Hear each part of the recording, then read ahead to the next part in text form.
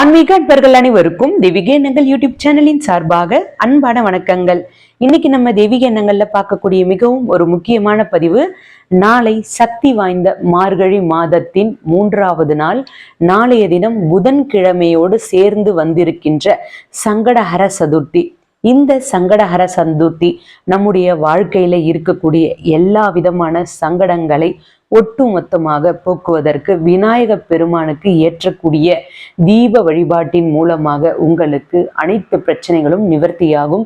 மார்கழி மாதத்தில் விநாயகருக்கு ஏற்ற வேண்டிய இந்த ஒரு தீபத்தை பற்றி தெளிவான விளக்கத்தோடு, செய்முறை விளக்கத்தோடு, வழிபாட்டோடு சொல்ல போற பதிவை தொடர்ந்து கடைசி வரைக்கும் பாருங்க. இது உங்களுக்கு பலனளிக்கக்கூடியதாக இருக்கும். தெய்வீக எண்ணங்கள் சேனலை இப்போதான் நீங்க முதல் முறையா பாக்குறீங்கன்னா கீழே இருக்கிற சப்ஸ்கிரைப் பட்டனை கிளிக் பண்ணிக்கோங்க, பக்கத்துல இருக்கிற பெல் பட்டனையும் கிளிக் பண்ணிக்கோங்க. தினம்தோறும் ஒரு ஆன்மீக தகவல் கொடுக்குறேன், அது உடனே நோட்டிபிகேஷனா வரும், நீங்களும் பார்க்கலாம்.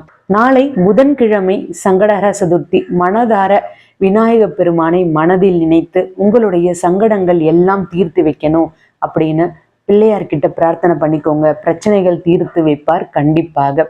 சில பரிகார முறைகளை நம்ம செய்யும் பொழுது அது நமக்கு பலன்கள் அதிகமாக இருக்கும். ஒரு சிறு பரிகாரத்தையும் பார்க்க போறோம், இது உங்களுக்கு நல்ல பலன்களை பெற்றுத்தரும். நாளைய தினம் உங்கள் வீட்டு பக்கத்தில் இருக்கின்ற அரச மரத்தடி பிள்ளையாரை வழிபாடு செய்யுங்க. நாளை 18/12/2024 மார்கழி மாதத்தின் 3வது நாள். அரச மரத்தடி விநாயகருக்கு வழிபாடு செய்வது நமக்கு அரச வாழ்வை பெற்றுத்தரும். அவருக்கு 2 வெற்றிலை, 2 பாக்கு, 2 வாழைப்பழம், செம்பருத்தி பூ எடுத்துட்டு போய் அந்த விநாயகருக்கு வைங்க. தாம்பூலத்தை அவர் பாதத்துல வைங்க. முடிந்தால் விநாயகருக்கு தேங்காய் எண்ணெய் தீபம் 2 ஏற்றுங்க. அந்த விநாயகரை 27 முறை நீங்க சுற்றி வரணும். அரச மரத்தடி விநாயகரை 27 முறை சுற்றி வரணும். உங்களுக்கு இப்பொழுது எந்த ஒரு கோரிக்கை சீக்கிரமா நிறைவேறணும் அப்படின்னு பிரார்த்தனை இருக்கோ அந்த கோரிக்கையை விநாயகர்கிட்ட நீங்க வச்சிருங்க. நாளைய தினம் தவறாமல் பண்ணுங்க. முக்கியமாக பார்த்தீங்கன்னா, நீங்கள் விநாயகர் வழிபாடு நாளைய தினம் மாலை நேரத்தில் செய்தால் நல்லது.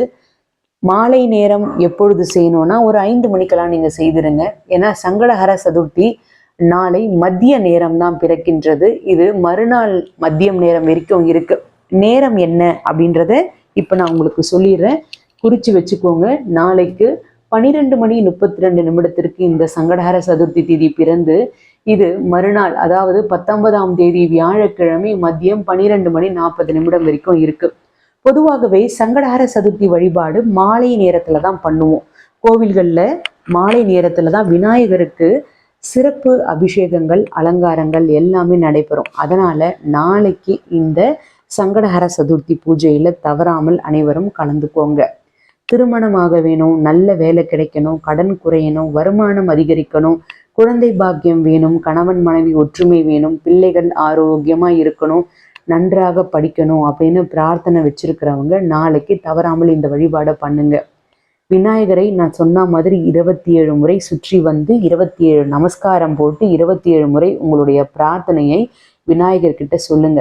இப்படி நீங்க சொன்னீங்கன்னா நல்ல பலன்கள் இருக்கும். 27 முறைக்கு மேலேயும் சொல்லலாம், எந்த ஒரு தவறும் கிடையாது. அதே மாதிரி பிரம்ம முகூர்த்த நேரத்துல வழிபாடு செய்வதாக இருந்தா வியாழக்கிழமை காலையில 19ஆம் தேதி காலையில பிரம்ம முகூர்த்த நேரத்துல விநாயகரை வழிபாடு பண்ணுங்க. இந்த மார்கழி மாதம்னாலே நம்ம பிரம்ம முகூர்த்த நேரத்துல வழிபாடு பண்ணுவோம். அப்போ இந்த சங்கடஹர சதுர்த்தி திதி இது வியாழக்கிழமை மதிய நேரம் வரைக்கும் இருக்குன்னு சொல்லியிருந்தேன். 12:40 வரைக்கும் இருக்கு.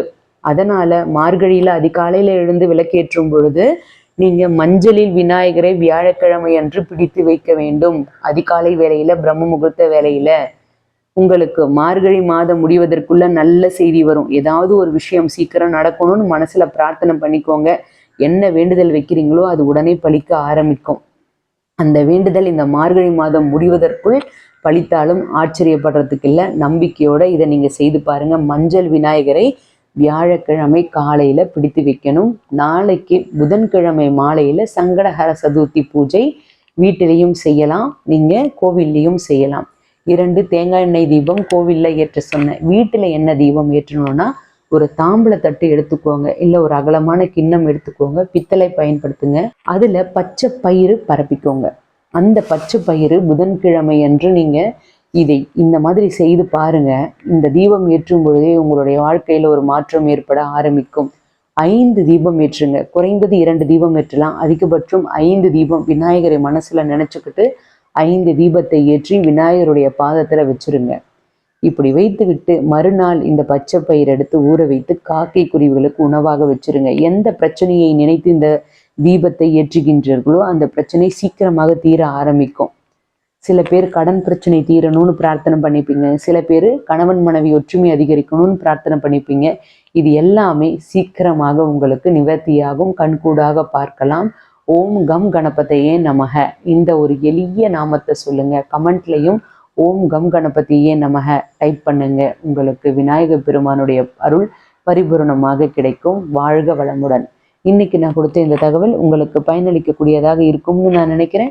இந்த வீடியோ பிடிச்சிருந்தா லைக் பண்ணிக்கோங்க. உங்களுடைய நண்பர்களுக்கும் உறவினர்களுக்கும் ஷேர் பண்ணுங்க. அவர்களும் இதன் மூலமாக பயன்பெறட்டும். தெய்வீக எண்ணங்கள்ல இதே மாதிரி நிறைய ஆன்மீக தகவல்கள்லாம் இருக்கு, தவறாமல் பாருங்க. இன்னும் நீங்க தெய்வீக எண்ணங்கள் சேனலை சப்ஸ்கிரைப் பண்ணாம இருக்கீங்கன்னா கீழே சப்ஸ்கிரைப் பட்டன் இருக்கு, சப்ஸ்கிரைப் பண்ணிக்கோங்க. பக்கத்திலே பெல் பட்டன் இருக்கு. தினமும் நான் கொடுக்கக்கூடிய ஆன்மீக தகவல் உடனே நோட்டிபிகேஷனா வரும், நீங்களும் பார்க்கலாம். மீண்டும் நாளை ஒரு நல்ல ஆன்மீக தகவலோடு நான் உங்களை சந்திக்கின்றேன். நன்றி, வணக்கம்.